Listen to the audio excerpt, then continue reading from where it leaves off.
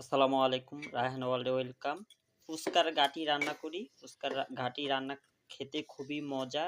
এই রান্নাতে হচ্ছে আমি মসলা দিলাম আর এখানে স্পেশাল হোমমেড অর্গানিক গরম মসলা অ্যাড করেছি।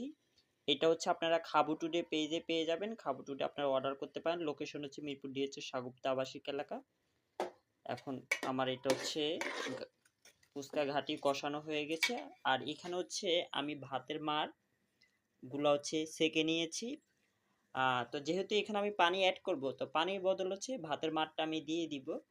আর এটা কিন্তু রাইস স্যুপ, এটা কিন্তু শরীরের জন্য খুবই উপকারী, খুবই ভালো। সরাসরি আপনারা চাইলে খেতে পারেন। তাতে করে কি হবে, পানির অপচয় হলো না।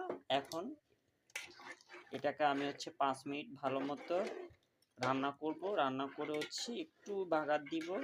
আর খাবু টুডের জিরা গুঁড়া আছে ফ্রাই, ওটা হচ্ছে একটু উপর দিয়ে দিয়ে দিব। সুন্দর একটা স্মেল চলে আসবে।